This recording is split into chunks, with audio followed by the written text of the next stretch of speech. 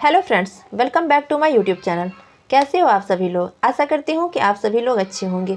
आज हम लोग क्लास 7th की जो न्यू एनसीईआरटी हिस्ट्री की बुक है उसका चैप्टर नंबर 2 पढ़ेंगे, जो आपके सीटेट के पेपर के लिए बहुत ही इंपॉर्टेंट है, क्योंकि इस चैप्टर से आपके पेपर में क्वेश्चन देखने को मिलता है। वीडियो में आगे बढ़ने से पहले यदि आप हमारे चैनल पर नए हैं तो चैनल को सब्सक्राइब करके वीडियो को लाइक कर दीजिए। इस वीडियो को अपने दोस्तों के साथ शेयर करना ना भूलें और हाँ, बेल आइकन को प्रेस कर लीजिएगा ताकि जब भी कोई मैं नया वीडियो अपलोड करूँ आपको तुरंत नोटिफिकेशन मिल सके। तो देर ना करते हुए आपके उज्जवल भविष्य की कामना के साथ वीडियो को स्टार्ट करते हैं। आज के हमारे चैप्टर का नाम है राजा और उनके राज्य। एक बात मैं आपको पहले ही बता दूं कि हम क्लास 7 की हिस्ट्री का जो भी चैप्टर पढ़ेंगे वह हमें मध्यकाल की जानकारी देगा, जो कि 700 से लेकर 1750 ईस्वी के बीच के समय को बताएगा। अब मैं आपको इस पूरे चैप्टर का ओवरव्यू दे देती हूँ ताकि आपको चैप्टर को समझने में आसानी हो। इस चैप्टर में दरअसल हम 7वीं शताब्दी से लेकर 12वीं शताब्दी के बीच किन किन राजवंशों ने भारत पर शासन किया, उनकी शासन व्यवस्था की क्या विशेषताएं थी, इस सब के बारे में पढ़ेंगे। इन वंशों में से चोल वंश के बारे में हम थोड़ा विस्तार से पढ़ेंगे। तो चलिए शुरू करते हैं। 7वीं शताब्दी के बाद कई राजवंशों का उदय हुआ। 7वीं शताब्दी के फलस्वरूप भारत में कई राजवंशों का उदय हुआ। मानचित्र 1 में उपमहाद्वीप के विभिन्न हिस्सों में 7वीं से 12वीं शताब्दी के बीच शासन करने वाले प्रमुख राजवंशों को दिखलाया गया है। यहाँ पे नीचे एक मैप दिया गया है जिसमें 7वीं शताब्दी से लेकर 12वीं शताब्दी के बीच शासन करने वाले प्रमुख राजवंशों को दिखाया गया है। एक बार मैं आपको मैप दिखा देती हूँ तो उसके बाद आपको अच्छे से समझ में आएगा। ओके, आप यहाँ पर देख सकते हैं, यहाँ आप मैप देख रहे हैं, यहाँ पे विभिन्न राजवंशों को दिखाया गया है। इस मानचित्र में आपको गुर्जर प्रतिहार, राष्ट्रकूट, पाल, चोल और चाहमान का स्थान बताया गया है। तो मैं आपको एक बार दिखा देती हूँ कि कहाँ कहाँ ये निर्धारित किया गया है। आप यहाँ पर देख सकते हैं, ये है गुर्जर प्रतिहार। ओके, यहाँ है राष्ट्रकूट, ये है दक्कन के आसपास का क्षेत्र, और ये है पाल, ये है बंगाल के आसपास का क्षेत्र। ठीक है, ये है चोल। एक मिनट, चोल दिखा दूँ मैं आपको नीचे, यहाँ आप चोल देख सकते हैं। ओके, और यहाँ है चाहमान, ये जो दिल्ली और अजमेर के आसपास का क्षेत्र है, यहाँ पे आप चाहमान को देख सकते हैं। अब इन वंशों के बारे में हम आगे पढ़ेंगे। ठीक है, तो आप इसमें आपको एक बार ध्यान रखिएगा, जब भी मैं इन वंशों का नाम लूँ तो आपको ये मैप ध्यान में रहना चाहिए। ठीक है, तो बढ़ते हैं आगे। नए राजवंशों का उदय। 7वीं सदी तक आते आते उपमहाद्वीप के विभिन्न भागों में बड़े भूस्वामी और योद्धा सरदार अस्तित्व में आ चुके थे। 7वीं सदी के आते आते क्या हुआ कि भारतीय उपमहाद्वीप के विभिन्न भागों में जो बड़े बड़े भूस्वामी थे या फिर योद्धा सरदार थे, वे लोग अस्तित्व में आ गए थे। राजा लोग प्रायः उन्हें अपने मातहत या सामंत के रूप में मान्यता देते थे, और जो राजा थे वे लोग इन भूस्वामी या फिर योद्धा सरदार को अपने मातहत या फिर सामंत के रूप में मान्यता प्रदान करते थे।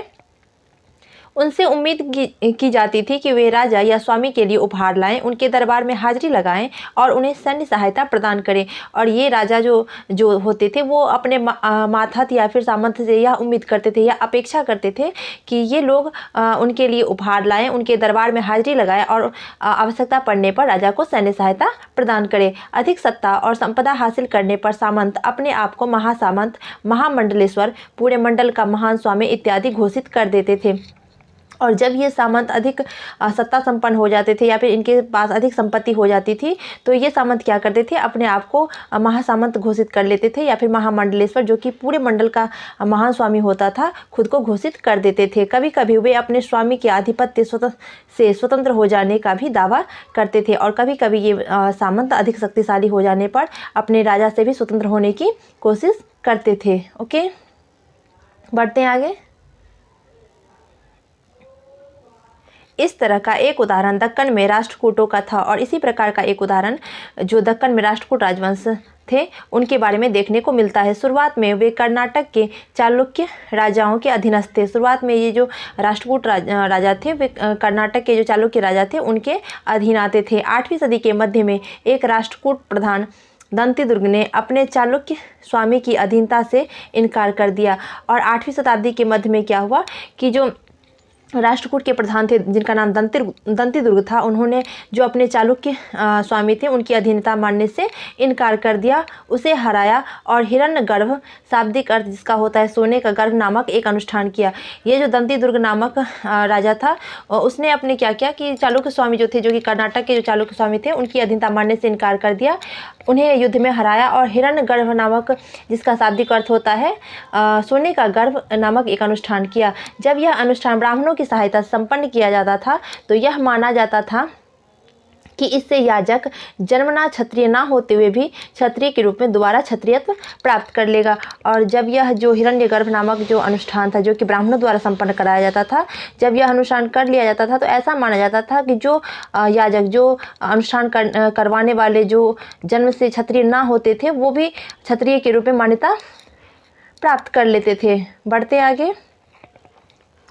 एलोरा की गुफा 15 का भित्ति चित्र, जिसमें विष्णु को नरसिंह अर्थात पुरुष सिंह के रूप में दिखलाया गया है, यह राष्ट्रकूट काल की कृति है। मैं दिखा दूं आपको एक बार, आप यहाँ पर देख सकते हैं। ये है एलोरा की गुफा का भित्ति चित्र, जिसमें विष्णु भगवान को नरसिंह अर्थात पुरुष सिंह के रूप में दिखाया गया है और यह राष्ट्रकूट काल की कृति का एक चित्र है। कुछ अन्य उदाहरणों में उद्यमी परिवारों के पुरुष ने अपनी राजशाही कायम करने के लिए सैन्य कौशल का इस्तेमाल किया, और कुछ अन्य उदाहरण जो देखने को मिलते हैं उसमें जो उद्यमी परिवार के पुरुष थे उन्होंने अपनी राजशाही को कायम करने के लिए क्या किया था, सैन्य कौशल का इस्तेमाल किया था। मिसाल के तौर पर कदम्ब, मयूर शर्मन और गुर्जर प्रतिहार हरिचंद ब्राह्मण थे, और इसका उदाहरण हम देख सकते हैं। जो कदम्ब, मयूर शर्मन थे और गुर्जर प्रतिहार जो हरिचंद थे, वे कौन थे? हरिचंद्र ब्राह्मण थे, जिन्होंने अपने परंपरागत पेशे को छोड़कर शस्त्र को अपना लिया और कर्नाटक और राजस्थान में अपने राज्य सफलतापूर्वक स्थापित थे। और ये जो ब्राह्मण थे, कदम्ब, मयूर शर्मन और गुर्जर प्रतिहार हरिचंद्र, जो कि ब्राह्मण थे, उन्होंने अपने परंपरागत पेशे, जो उनका पेशा था धर्म अनुष्ठान करवाना या फिर यज्ञ करवाना, उसको छोड़कर क्या किया था, शस्त्र को अपना लिया था और क्रमशः कर्नाटक और राजस्थान में अपने राज्य को स्थापित किया था। बढ़ते हैं आगे। राज्यों में प्रशासन। अब हम पढ़ेंगे कि इन राज्यों में की प्रशासन किस प्रकार की थी, इनकी क्या क्या विशेषताएं थी। इन नए राजाओं में से कईयों ने महाराजाधिराज, राजाओं के राजा, त्रिभुवन चक्रवर्ती, 3 भुवनों का स्वामी और इसी तरह की अन्य भारी भरकम उपाधियां धारण की। और ये जो नए नए राजा थे उनमें से बहुतों ने क्या किया था, महाराजाधिराजों की, राजाओं के राजा के रूप में हम जानते हैं जिनको, त्रिभुवन चक्रवर्ती जो कि 3 भुवनों का स्वामी होता है, इसी प्रकार की बहुत सारी उपाधियां धारण की थी। लेकिन इस तरह के दावों के बावजूद वे अपने सामंतों और साथ ही साथ किसान, व्यापारी तथा ब्राह्मणों के संगठनों के साथ अपनी सत्ता की साझेदारी करते थे। लेकिन इतना भारी भरकम उपाधि धारण करने के बावजूद भी ये जो राजा होते थे अपने सामंतों और किसान, व्यापारी तथा ब्राह्मणों के संगठनों के साथ अपनी सत्ता को साझा करते थे। ओके। इन सभी राज्यों में उत्पादकों अर्थात किसानों, पशुपालकों, कारीगरों से संसाधन इकट्ठे किए जाते थे। और इन सभी राज्यों में जो उत्पादक अर्थात जो कि किसान या फिर पशुपालक या फिर कारीगर होते थे, जो कि उत्पादन करते थे, इनसे संसाधन इकट्ठे किए जाते थे। इनको अक्सर अपने उत्पादों का एक हिस्सा त्यागने के लिए मनाया या बाध्य किया जाता था। और किसानों, पशुपालकों या फिर कारीगरों को क्या किया जाता था, उनके उत्पाद का एक हिस्सा त्यागने के लिए या तो मनाया जाता था या फिर बलपूर्वक इनको बाध्य किया जाता था कि आप अपना एक हिस्सा राजा को सौंप दे। कभी कभी इस हिस्से को लगान मानकर वसूला जाता था, क्योंकि प्राप्त करने वाला भूस्वामी होने का दावा करता था। कभी कभी जो एक हिस्सा मांग की जाती थी वह लगान मानकर वसूला जाता था कि प्राप्त करने वाले जो होते थे, जो लगान मांगते थे, वो खुद को भूस्वामी होने का दावा करते थे और इसलिए वो बाध्य करते थे कि आपको एक हिस्सा देना ही पड़ेगा। राजस्व व्यापारियों से भी लिया जाता था और ये जो राजस्व है वो व्यापारियों से भी लिया जाता था। 400 कर। तमिलनाडु में शासन करने वाले चोल वंश के अभिलेखों में विभिन्न किस्म के करों के लिए 400 से ज़्यादा सूचक शब्द मिलते हैं। तमिलनाडु में जो शासन करने वाले चोल वंश के शासक थे, उनके अभिलेखों से पता चलता है कि वहाँ पर जो चोल वंश में जो करों का उल्लेख मिलता है उसके लिए 400 से अधिक सूचक शब्द दिया गया है। इन अभिलेखों में सबसे अधिक उल्लेखित कर है वेटी, जो नकद की बजाय जबरन श्रम के रूप में लिया जाता था। और इन 400 जो करों का उल्लेख किया गया उसमें से सबसे अधिक जो उल्लेखित कर है वो क्या है, वेटी, जो कि नकद के बजाय जबरन श्रम के रूप में लिया जाता था। यानी जबरन श्रम और कदमाई यानी कि भू राजस्व थे। मकान पर छाजन डालने पर लगने वाले कर, खजूर या तार के पेड़ पर चढ़ने के लिए सीढ़ी के इस्तेमाल पर लगने वाला कर, पारिवारिक संपत्ति का उत्तराधिकार हासिल करने के लिए लगने वाले कर इत्यादि का भी उल्लेख मिलता है। और इन करों के अलावा इन अभिलेखों से जो मकान पे जो छाजन डाला जाता था उसके लिए कर वसूला जाता था। खजूर या फिर तार के पेड़ पर चढ़ने के लिए जो सीढ़ी का इस्तेमाल किया उसके लिए भी कर वसूला जाता था। पारिवारिक संपत्ति का उत्तराधिकार हासिल करने के लिए कर वसूला जाता था। इन सारे करों का भी उल्लेख इन अभिलेखों में मिलता है। बढ़ते हैं आगे। ये संसाधन राजा की व्यवस्था का वित्तीय आधार बनते थे, साथ ही मंदिरों और दुर्गों के निर्माण में भी इस्तेमाल होते थे। और जो संसाधन कारीगरों से, किसानों से या फिर पशुपालकों से वसूला जाता था कर के रूप में या फिर ज़बरदस्ती जो वसूला जाता था, तो इन लोगों से जो प्राप्त होने वाले संसाधन थे वे राजा वित्तीय व्यवस्था का आधार बनते थे। साथ ही इन लोगों से प्राप्त जो धन होता था उसका उपयोग मंदिरों और दुर्गों के निर्माण के लिए भी किया जाता था। संसाधन उन युद्धों को लड़ने में भी इस्तेमाल होते थे जिनसे लूट की शक्ल में धन मिलने की तथा जमीन और व्यापारिक मार्गों के प्रयोग की संभावनाएं बनती थीं।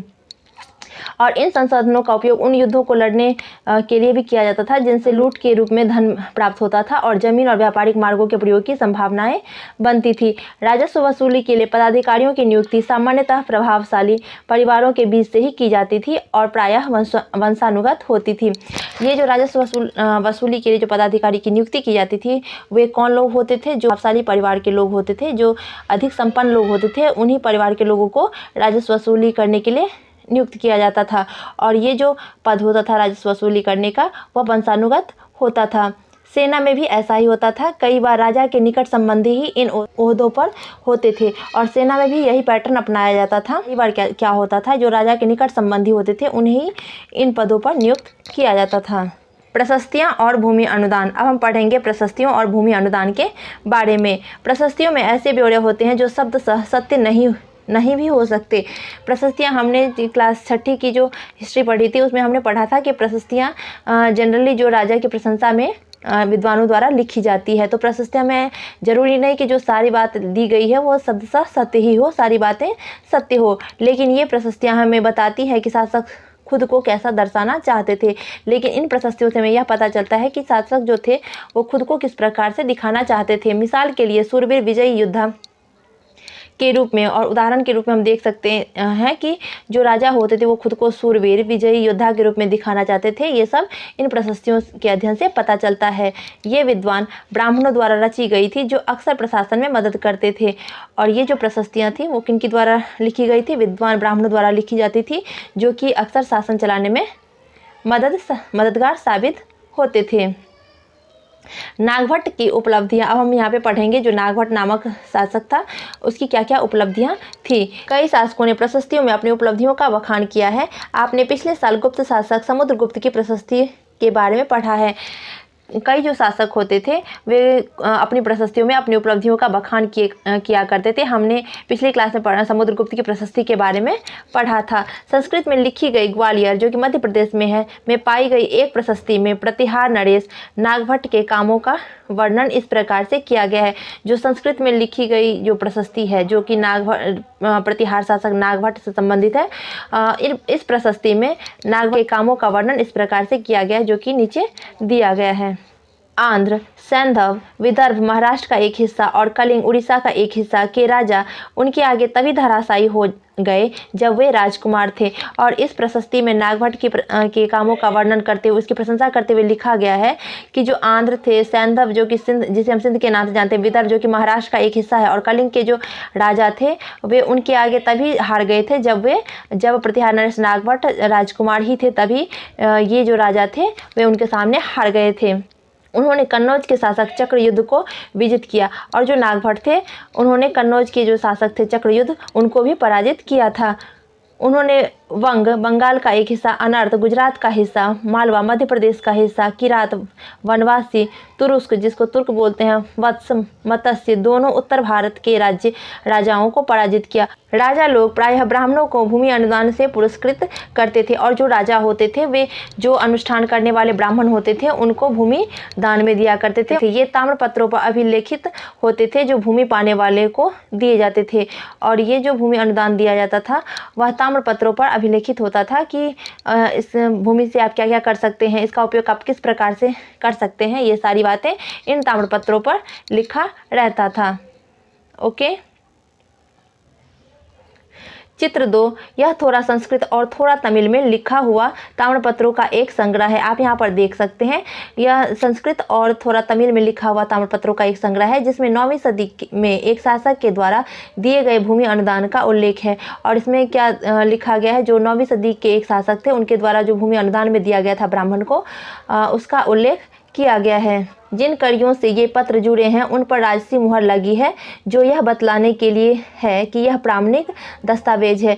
और आपको मैं दिखा दूं, ये जो कड़ी लगा हुआ है, ये जो पत्र से जुड़े हुए हैं उन पर राजसी मुहर लगा हुआ है, जो कि यह बताता है कि यह एक प्रामाणिक दस्तावेज है। ओके। भूमि के साथ क्या क्या दिया जाता था, अब पढ़ेंगे कि भूमि जो ब्राह्मणों को दिया जाता था उसके साथ क्या क्या दिया जाता था। यह चोलों के द्वारा दिए गए एक भूमि अनुदान के तमिल भाग का एक अंश है। यहाँ पे जो नीचे दिया गया, ये द्वारा जो ब्राह्मण को भूमि अनुदान में दिया गया था उसी का हिंदी में यहाँ पे तमिल भाग का एक अंश हिंदी में दिया गया है। इसको हम पढ़ते हैं एक बार। हमने मिट्टी की मेरे बनाकर साथ ही कांटेदार झाड़ियां लगाकर भूमि की सीमाओं को चिन्हित कर दिया है।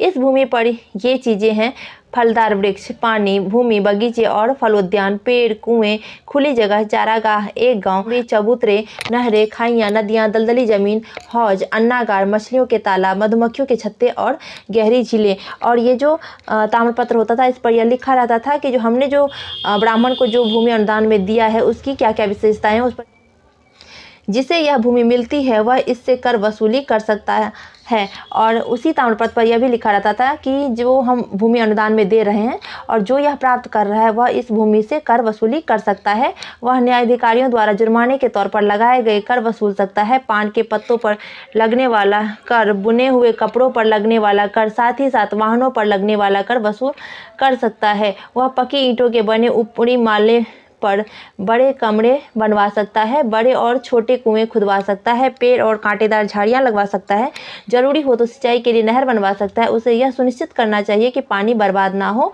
और तटबंधों का निर्माण हो। और उसी ताम्रपत्र पर इन सारी बातों को अंकित किया जाता था कि पाने वाला जो व्यक्ति है, जो पाने वाला ब्राह्मण, वह क्या सब करवा सकता है, इस भूमि का उपयोग किस प्रकार वह कर सकता है। ओके।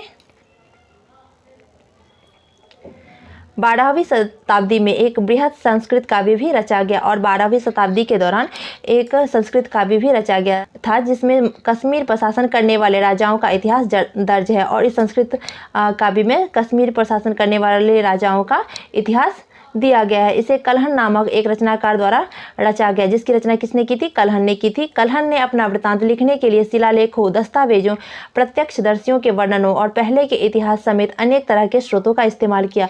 और कलहन ने इस वृत्तांत को लिखने के लिए किन किन चीज़ों का उपयोग किया? शिलालेखों का, दस्तावेजों का, प्रत्यक्षदर्शियों का इत्यादि चीज़ों का इस्तेमाल किया। प्रशस्तियों के लेखकों से भिन्न वह अक्सर शासकों और उनकी नीतियों के बारे में आलोचनात्मक रुख दिखलाता है। जो प्रशस्ति के लेखक होते थे, जो कि सिर्फ राजा की प्रशंसा ही करते थे, उनसे अलग कलहन ने क्या किया कि शासकों और उनकी जो नीतियां थी उनकी आलोचना भी दिखाया अपनी इस वृत्तांत में। और इसलिए कलहन द्वारा रचित यह ग्रंथ 12वीं सदी के लिए एक असाधारण, एक महत्वपूर्ण ग्रंथ था। ओके। धन के लिए युद्ध। आपने यह गौर किया होगा कि इनमें से प्रत्येक शासक राजवंश का आधार कोई क्षेत्र विशेष था। वे दूसरे क्षेत्रों पर भी नियंत्रण करने का प्रयास करते थे। जो प्रत्येक शासक था उसके राजवंश का आधार कोई ना कोई क्षेत्र जरूर होता था, लेकिन ये राजा दूसरे क्षेत्रों पर भी नियंत्रण करने की कोशिश करते थे। एक विशेष रूप से वांछनीय क्षेत्र था गंगा घाटी में कन्नौज नगर। बढ़ते हैं आगे। गुर्जर, प्रतिहार, राष्ट्रकूट और पाल वंशों के शासक सदियों तक कन्नौज के ऊपर नियंत्रण को लेकर आपस में लड़ते रहे। चूँकि कन्नौज जो था वह एक महत्वपूर्ण क्षेत्र था, इसलिए जो गुर्जर, प्रतिहार, राष्ट्रकूट और पाल वंश के शासक थे वो तीनों इस कन्नौज पर आधिपत्य जमाने के लिए आपस में लड़ते रहे। लंबी चली लड़ाई में 3 पक्ष थे, इसलिए इतिहासकारों ने प्रायः इनकी चर्चा त्रिपक्षीय संघर्ष के रूप में की है। चूँकि यह जो लड़ाई थी कन्नौज नगर पर अपना आधिपत्य स्थापित करने के लिए, जो गुर्जर, प्रतिहार, राष्ट्रकूट और पाल वंशों के बीच जो लड़ाई चलती रही, यह लंबा चलता रहा, इसलिए इतिहासकारों ने इसकी चर्चा किस रूप में की है? त्रिपक्षीय संघर्ष के रूप में की है। शासकों ने बड़े मंदिरों का निर्माण कर भी अपनी सत्ता और संसाधनों का प्रदर्शन करने का प्रयास किया। जो शासक होते थे वे लोग बड़े मंदिरों का निर्माण करते थे और अपनी सत्ता और संसाधनों का प्रदर्शन करने का प्रयास करते थे। इसलिए जब वे एक दूसरे के राज्यों पर आक्रमण करते थे तो मंदिरों को भी अपना निशाना बनाते थे, जो कभी कभी बहुत अधिक संपन्न होते थे।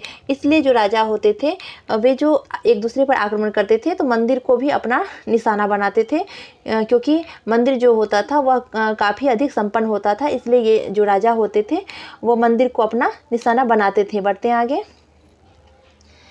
अफ़गानिस्तान के गजनी का महमूद ऐसा ही एक शासक है, और जो अफ़गानिस्तान के गजनी नामक स्थान का जो शासक था जिसका नाम था महमूद गजनवी, वह भी इसी प्रकार का शासक था जो मंदिर को ही अपना निशाना बनाता था। उसने धार्मिक पूर्वाग्रह से प्रेरित हो उपमहाद्वीप पर 17 बार हमला किया, और महमूद गजनवी ने भारतीय उपमहाद्वीप पर कितनी बार आक्रमण किया था? 17 बार आक्रमण किया था।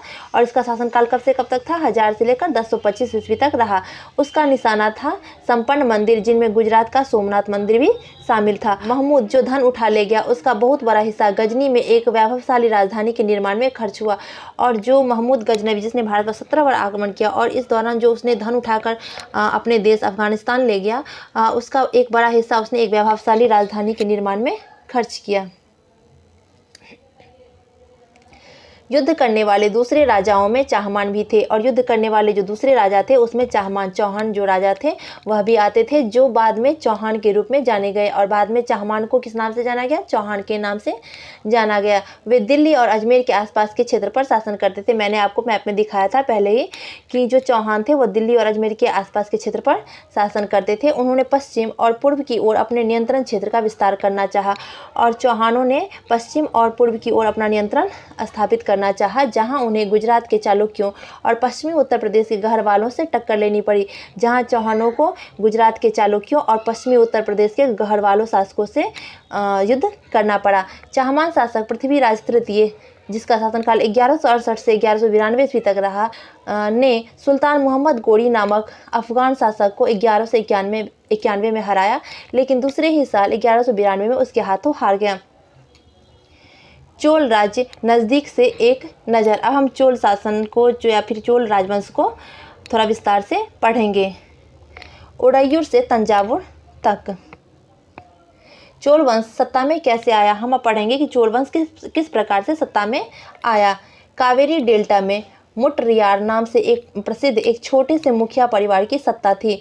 जो कावेरी डेल्टा नामक जो जगह थी वहाँ पे मुट्रियार नाम से प्रसिद्ध एक छोटे से मुखिया परिवार की सत्ता थी। वे कांचीपुरम के पल्लव राजाओं के मातहत थे। उड़ियार के चोल वंशीय प्राचीन मुखिया परिवार के विजयालय ने 9वीं सदी के मध्य में मुट्रियारों को हराकर इस डेल्टा पर कब्जा जमाया।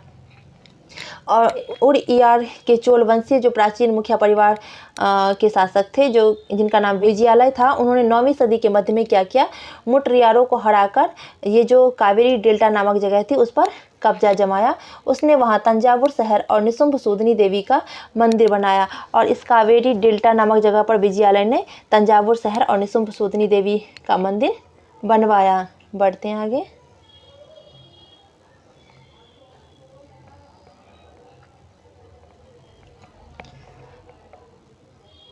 चोल राज्य और उसके पड़ोसी, यहाँ पे आप मैप में देख सकते हैं। ये जो आप यहाँ पे मैप में देख रहे हैं ये पूरा चोल राज्य का हिस्सा है। ओके, बढ़ते हैं आगे। विजयालय के उत्तराधिकारियों ने पड़ोसी इलाकों को जीता और उसका राज्य अपने क्षेत्रफल तथा शक्ति दोनों रूप में बढ़ता गया। दक्षिण और उत्तर के पांड्यन और पल्लव के इलाके इस राज्य का हिस्सा बना लिए गए। और दक्षिण और उत्तर के जो पांड्यन और पल्लव के इलाके थे वह चोल राज्य का हिस्सा बना लिया गया। राजराज प्रथम, जो सबसे शक्तिशाली चोल शासक माना जाता है, 985 में राजा बना और उसी ने इनमें से ज़्यादातर क्षेत्रों पर अपने नियंत्रण का विस्तार किया। राजराज प्रथम, जो कि सबसे शक्तिशाली चोल वंश माना जाता है, उसने 985 ईस्वी में राजा बना और उसी ने सबसे ज़्यादा अपने क्षेत्र का विस्तार किया। उसने साम्राज्य के प्रशासन का भी पुनर्गठन किया। राजराज प्रथम ने अपने साम्राज्य के प्रशासन का भी पुनर्गठन किया, उसका पुनर्निर्माण किया। राजराज के पुत्र राजेंद्र प्रथम ने उसकी नीतियों को जारी रखा और राजराज प्रथम के जो पुत्र थे जिनका नाम राजेंद्र प्रथम था, उन्होंने भी राजराज प्रथम की नीतियों को आगे जारी रखा और उसने गंगा घाटी, श्रीलंका तथा दक्षिण पूर्व एशिया के देशों पर हमला भी किया। और राजेंद्र प्रथम ने दक्षिण पूर्व एशिया के देशों श्रीलंका, गंगा घाटी आदि पर भी हमला किया। इन अभियानों के लिए उसने एक जल सेना भी बनाई और इस अभियान के लिए राजेंद्र प्रथम ने जल सेना का भी निर्माण किया। भव्य मंदिर और कांस्य मूर्ति कला। राजराज और राजेंद्र प्रथम द्वारा बनवाए गए तंजावुर और गंगईकोंड-चोलपुरम के बड़े मंदिर स्थापत्य और मूर्तिकला की दृष्टि से एक चमत्कार है।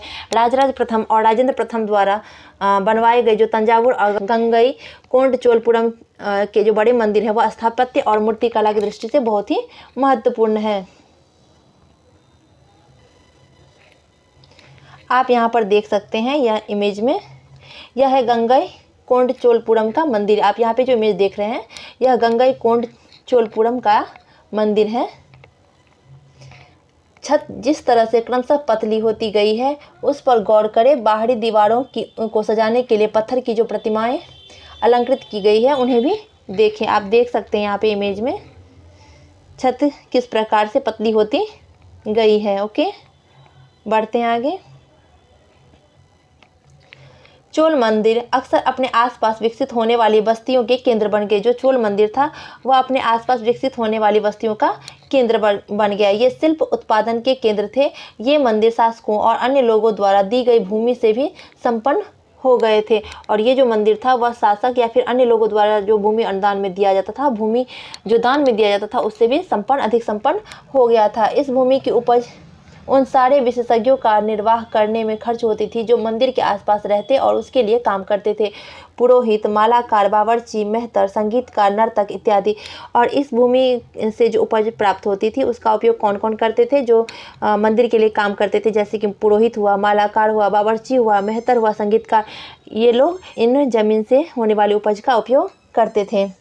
दूसरे शब्दों में मंदिर सिर्फ पूजा आराधना के स्थान नहीं थे, वे आर्थिक, सामाजिक और सांस्कृतिक जीवन के भी केंद्र थे। दूसरे शब्दों में हम कह सकते हैं कि जो चोल मंदिर था, जो गंगईकोंड-चोलपुरम नामक जो मंदिर था, वह सिर्फ पूजा आराधना का ही स्थान नहीं था बल्कि आर्थिक, सामाजिक और सांस्कृतिक जीवन के भी केंद्र थे। मंदिर के साथ जुड़े हुए शिल्पों में सबसे विशिष्ट था कांस्य प्रतिमाएं बनाने का काम। और मंदिर के साथ जो जुड़े हुए शिल्पकार थे उनमें सबसे विशिष्ट क्या था, सबसे जो महत्वपूर्ण था वह क्या था? कांस्य प्रतिमाएं बनाने का काम।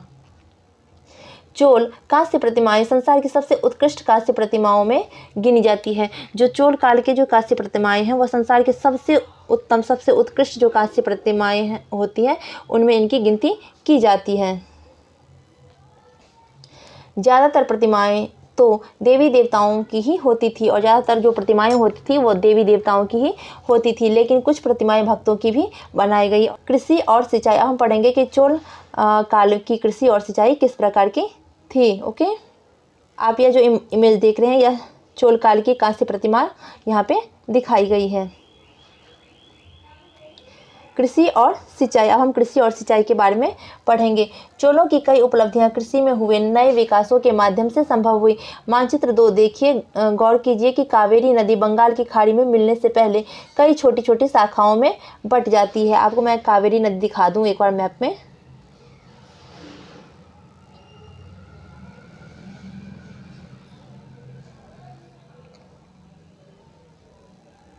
यहाँ पर देख सकते हैं ये है कावेरी नदी। ओके, अब हम पढ़ते हैं इसके बारे में।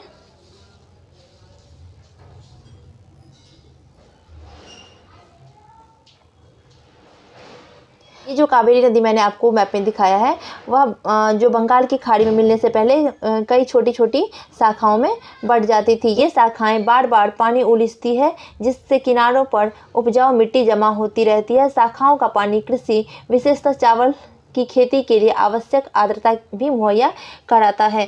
और ये जो छोटी छोटी शाखाएं, कावेरी नदी की छोटी छोटी शाखाएं हैं, ये बार बार क्या करती है, पानी को किनारे पर जो लाती है, पानी जो बार बार किनारे पर आते हैं उससे उपजाऊ मिट्टी भी किनारे पर जमा हो जाती है, जो कि कृषि के लिए बहुत ही उपयोगी है। जो कि और उसमें भी विशेष रूप से जो चावल की खेती के लिए है उसके लिए जो आवश्यक आर्द्रता चाहिए या फिर पानी की मात्रा चाहिए वह उपलब्ध कराता है। हालांकि तमिलनाडु के दूसरे हिस्सों में कृषि पहले ही विकसित हो चुकी थी, जबकि जो तमिलनाडु के दूसरे हिस्से हैं वहाँ पे कृषि का विकास पहले ही हो चुका था। पर 5वीं या 6वीं सदी में आकर ही इस इलाके में बड़े पैमाने पर खेती शुरू हो पाई।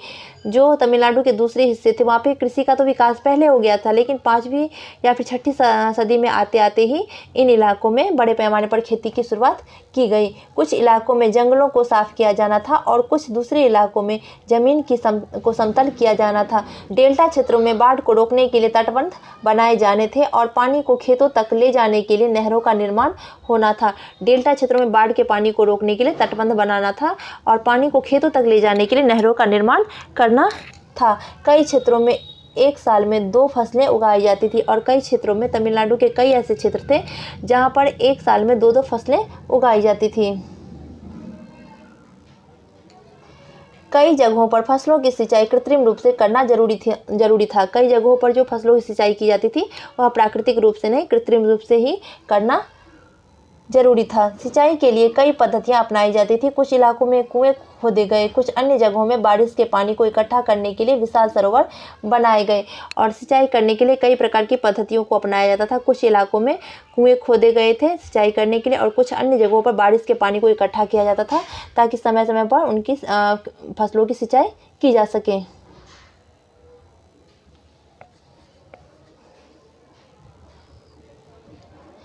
स्मरण रहे कि सिंचाई के काम में योजना की जरूरत होती है, जैसे श्रम और संसाधनों को व्यवस्थित करना, इन कामों की देखरेख करना और यह तय करना कि पानी का बंटवारा कैसे किया जाए। ज़्यादातर नए शासकों साथ ही साथ गांव में रहने वाले लोगों ने इस गतिविधियों में सक्रिय रूप से दिलचस्पी दिखलाई। जो सिंचाई का काम होता था उसके लिए जो ज़्यादातर नए शासक होते थे और गाँव में रहने वाले जो लोग होते थे वे अधिक सक्रिय होते थे, अधिक अपनी रुचि दिखलाते थे। ओके। चित्र 5, 9वीं शताब्दी तमिलनाडु का एक जलद्वार आप यहाँ पर देख सकते हैं। यह तमिलनाडु का एक जलद्वार है जो यहाँ पे आप देख रहे हैं। यह तमिलनाडु का एक जलद्वार है जिसका निर्माण कब किया गया था? 9वीं शताब्दी में किया गया था। हम पढ़ते हैं कि इसकी क्या क्या विशेषता यहाँ पे दी गई है। हौज से नदी की शाखाओं में पानी के प्रवाह को इसके जरिए नियंत्रित किया जाता था। इस पानी से खेत सींचे जाते थे। जल द्वार पारंपरिक रूप से एक लकड़ी या धातु बाधा है जो आमतौर पर पानी स्तर को नियंत्रित और नदियों और नहरों में दर प्रवाह को संचालित करता है। साम्राज्य का प्रशासन अब हम पढ़ेंगे कि जो चोल राजवंश थी उसके प्रशासन की क्या क्या विशेषताएं थी। प्रशासन किस प्रकार संगठित था? किसानों की बस्तियां जो उड़ कहलाती थी, किसानों की बस्तियां क्या कहलाती थी? उड़ कहलाती थी। सिंचित खेती के साथ बहुत समृद्ध हो गई थी। जो उड़ कहलाती थी किसानों की बस्तियां वह सिंचित खेती के साथ बहुत ही समृद्ध हो गई थी, संपन्न हो गई थी। इस तरह के गाँवों के समूह को नाडु कहा जाता था और इस प्रकार के गाँव के समूह को क्या कहा जाता था? नाडु कहा जाता था। ग्राम परिषद नाडु न्याय करने और कर वसूलने जैसे कई प्रशासकीय कार्य करते थे। जो ग्राम परिषद होते थे वह नाडु न्याय करने और कर वसूलने जैसे कई प्रकार के कार्य करते थे। धनी किसानों को केंद्रीय चोल सरकार की देखरेख में नाडु के कामकाज में अच्छा खासा नियंत्रण हासिल था। जो धनी किसान होते थे उन्हें जो चोल राजा होते थे उनकी देखरेख में नाडु के कामकाज के लिए अच्छा खासा नियंत्रण हासिल हो गया था।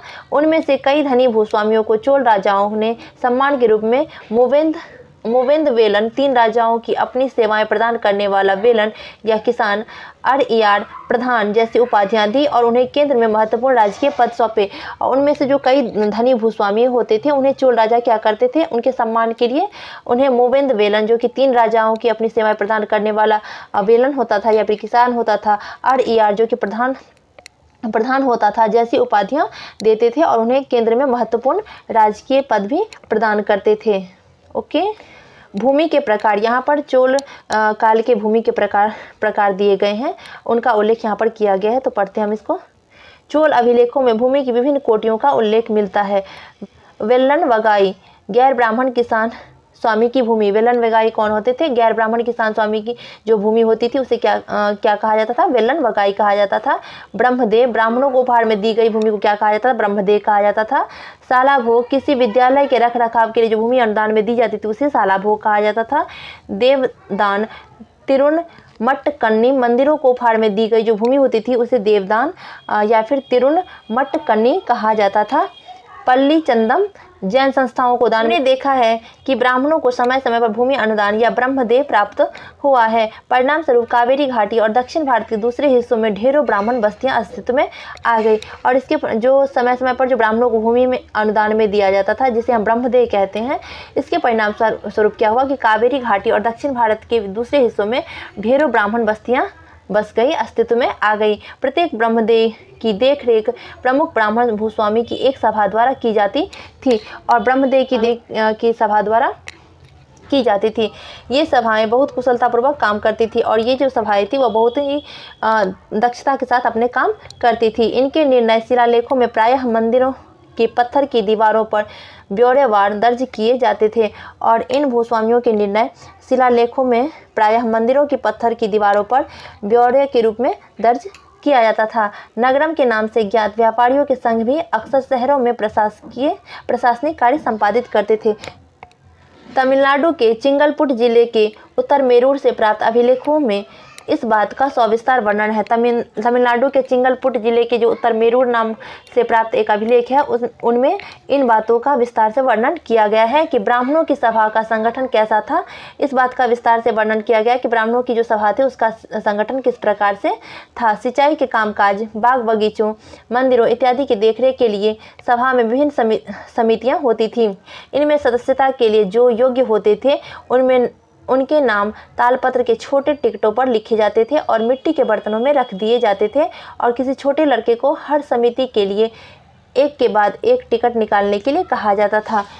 अभिलेख और लिखित सामग्री। उत्तर मेरूर अभिलेख के अनुसार सभा की सदस्यता। उत्तर मेरूर अभिलेख के अनुसार सभा का सदस्य बनने के लिए क्या सब योग्यता होनी चाहिए वह यहाँ पर दिया गया है। सभा की सदस्यता के लिए इच्छुक लोगों को ऐसी भूमि का स्वामी होना चाहिए जहाँ से भू राजस्व वसूला जाता है।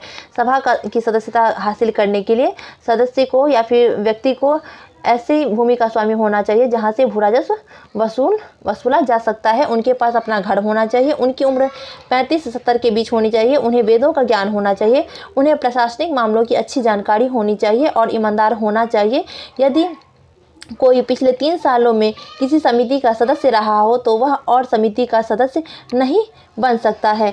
ये सब योग्यताएं थीं। और यदि कोई व्यक्ति पिछले 3 साल तक इस समिति का सदस्य रहता था तो वह किसी और समिति का सदस्य नहीं बन सकता था। जिसने अपने या अपने संबंधियों के खाते जमा नहीं कराए वह चुनाव नहीं लड़ सकता।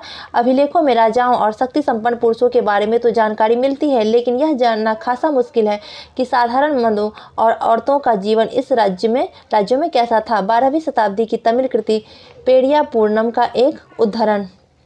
अभिलेखों में राजा और शक्ति संपन्न पुरुषों के बारे में तो जानकारी मिलती है, लेकिन यह जानना मुश्किल है कि जो सादा पुरुष होते थे या फिर औरत होती थी उनके जीवन इन राज्यों में किस प्रकार के होते थे।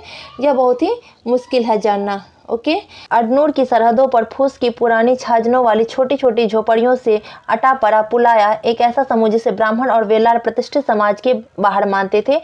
लोगों का एक छोटा सा पुरवा था जिससे ओछे किस्म के पेशों में लगे खेतिहर मजदूर रहते थे। चमड़े की पट्टियों से घिरे हुए झोपड़ियों के आहतों में छोटे मुर्गियां झुंडों में घूमते रहते थे। गहरे रंग के बच्चे जो काले रंग के कंगन पहने हुए थे छोटे पिल्लों को उठाए उछलते चल रहे थे। मारूद पेड़ों की छाया में एक मजदूरनी ने अपने बच्चे को चमड़े की एक चादर पर सुला दिया।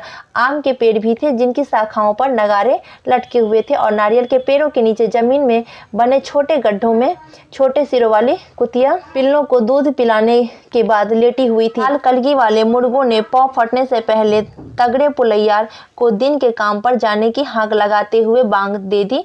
धान कूटती लहरदार बालों वाली पुलाया स्त्रियों के गाने की आवाज़ रोजाना कांजी वृक्ष की छाया में फैलती थी। यहाँ पे जो पेरिया पूर्णम का एक उदाहरण है वो यहाँ पे दिया गया, जो मैंने आपको पढ़ के सुना दिया है। आज का हमारा चैप्टर यहीं पे समाप्त होता है। आई होप कि आपको वीडियो पसंद आया होगा। यदि आपको वीडियो पसंद आया है तो वीडियो को लाइक शेयर सब्सक्राइब करना ना भूलें। मिलते हैं नेक्स्ट वीडियो में, तब तक के लिए अपना ध्यान रखिए। Thank you.